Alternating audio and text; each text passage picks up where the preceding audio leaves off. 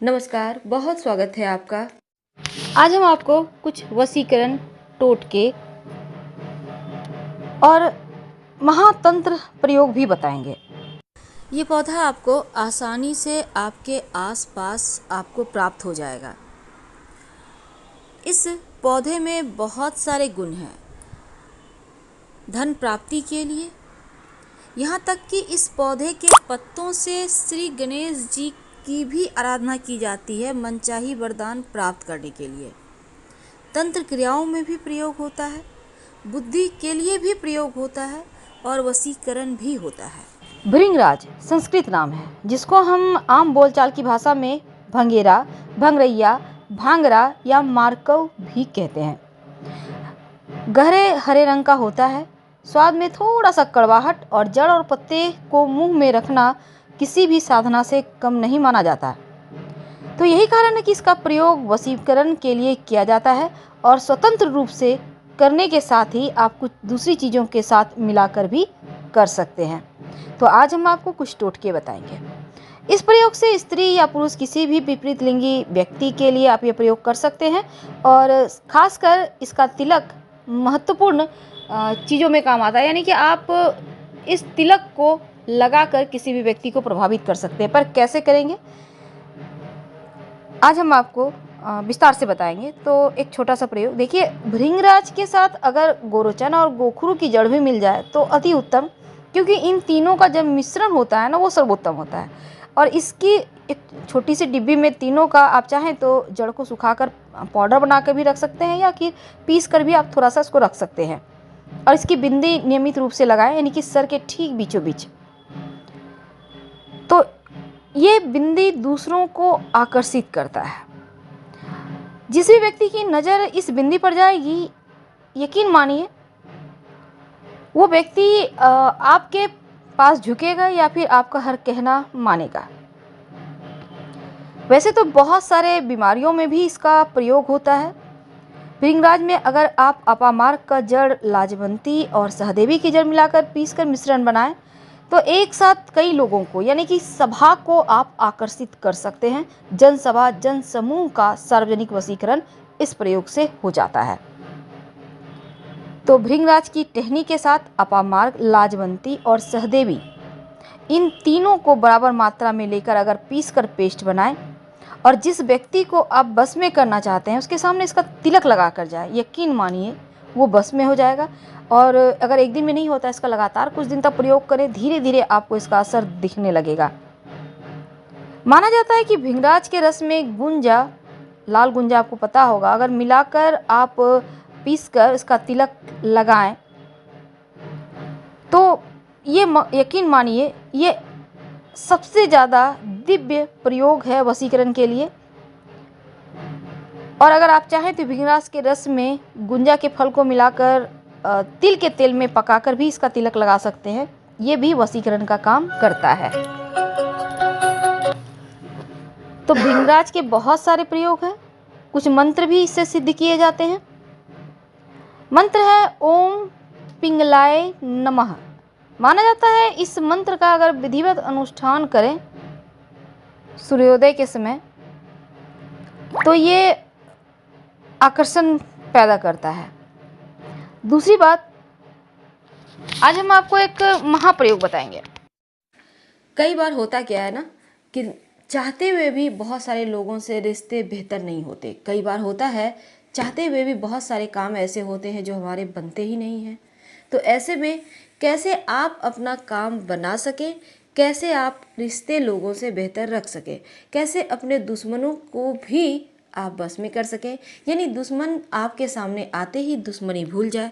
ऐसा क्या करें? हर कोई चाहता है कि शत्रु शत्रुता ना रखे, हर कोई चाहता है जीवन में खुशियाँ आए, हर कोई चाहता है किसी से भी लड़ाई झगड़े वाद विवाद ना हो, क्योंकि ये बेमतलब के टेंशन देते हैं। बहुत बार होता है आप जॉब करते हैं, आपके ऑफिस में बहुत सारे लोग आपसे जलते हैं, आप चाहकर भी आपको प्रमोशन नहीं मिल पा रहा, आपके जूनियर लोगों को मिल चुका लेकिन आप वहीं अटके हुए हैं। तो ऐसे में क्या करें कि आपकी भी बॉस आपकी भी सुने, आपकी तरफ भी ध्यान दे। घर में ही होते हैं सबसे रिश्ते बेहतर नहीं होते, किसी न किसी से अनबन होती रहती है। ऐसे में क्या करें कि कम से कम लोग आपके बातों का गलत अर्थ ना निकाले, बेवजह आपको ताने ना दे, आपसे लड़ाई झगड़ा ना करे। ऐसी बहुत सारी चीज़ें होती हैं। जीवन साथी को भी लोग चाहते हैं कि वो आपकी ही सुने, किसी और की ना सुने। तो टेंशन तो बहुत है। ऐसे में एक पौधे की जड़ के बारे में हम बताएंगे जो आपकी जीवन की खोई हुई खुशियों को लौटा सकता है। लेकिन इसके भी विशेष उपाय होते हैं, जैसे कि इस पौधे को आपको तो पता ही होगा, कोई भी टोना टोटका शनिवार, रविवार या अमावस्या तिथि के दिन की जाती है। वैसे तो आप कोई भी शुभ तिथि में कर सकते हैं इसे। हालांकि ज़रूरत हो तो किसी भी दिन लाया जा सकता है, लेकिन बिना निमंत्रण के नहीं लाना चाहिए। अब ऐसे में करेंगे क्या, आप पहले ये ध्यान दें कि आपके आसपास कहाँ है ये पौधा। इस पौधे का नाम है भृंगराज। आपने टेलीविज़न पर प्रचार में देखा होगा, शैम्पू के प्रचार, तेल के प्रचार, भृंगराज। तो वो पौधे आपको जहाँ तहाँ रोड साइड घास में दिख जाएंगे या फिर कहीं खेत वगैरह में, फील्ड में भी दिख जाएंगे। ध्यान देने की आवश्यकता है। सफ़ेद पुष्प होता है और काले बीज होते हैं उसके अंदर। तो इस पौधे के जड़ को आपको थोड़ा सा लाना है, लेकिन लाने के पहले एक दिन, जैसे मान लेते हैं शनिवार को लाना है, तो शुक्रवार के शाम में जाकर निमंत्रण दे आए। निमंत्रण जब देने जाइएगा तो सुपारी, 1 रुपये का सिक्का, थोड़े से अक्षत और एक थोड़ा सा जल लेके जाइए। किसी बोतल में भी ले जा सकते हैं, कोई दिक्कत नहीं है। और वहाँ पर निमंत्रण देने के बाद जल दें उस पौधे में, ताकि वहाँ पे मिट्टी गीला हो जाए। अच्छे से दीजिएगा।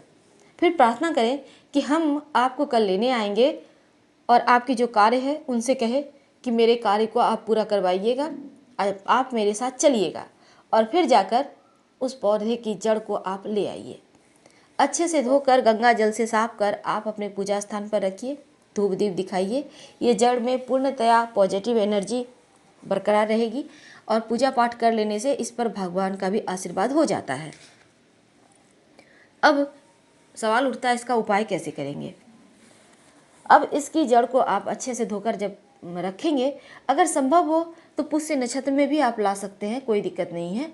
और ऐसे तो थोड़ा सा ही लाइए, आप चाहे तो थोड़ा ज़्यादा भी लाइए, लाकर संभाल कर रख लीजिए। और इसका उपयोग आप बीच बीच में किसी भी दिन उपयोग कर सकते हैं। उपयोग करने के लिए कोई दिन नहीं है, लेकिन शनिवार रविवार के दिन या फिर अमावस्या तिथि को इसका ज़्यादा प्रभाव रहता है। तो ऐसे में एक दिन पहले न्योता आपको देना है, जैसे हमने कहा, सुपारी, चावल, सिक्का, जल लेकर जाना है। फिर बोलना है मन की बात और लेकर आइए। अब जब भी आपको, मान लेते हैं आप ऑफिस में आपको काम है, बॉस के साथ आपको बातें करनी है, जैसे बात आपसे बॉस आपका इम्प्रेस हो जाए, जीभ पर थोड़ा सा इस जड़ का टुकड़ा ले लें, जीभ पर रखें और फिर बॉस के सामने जाएं और उनसे बातें करें। देखिएगा वो आपकी बातों को समझेंगे। अगर एक बार में काम नहीं करता है तो 3 बार कीजिए, 5 बार कीजिए, होना तो तय है।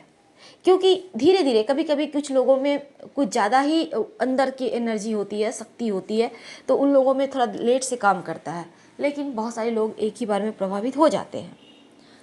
अब आप घर में आपके किसी के साथ नहीं बनती, आपके जीवन साथी के साथ नहीं बनते, तो आप थोड़े से जीभ पर रख के जीवन साथी के पास जाइए, बातें कीजिए। देखिएगा वो आपसे सच में जितनी नफरत है उतना ही प्यार करेंगे। बहुत सिंपल है।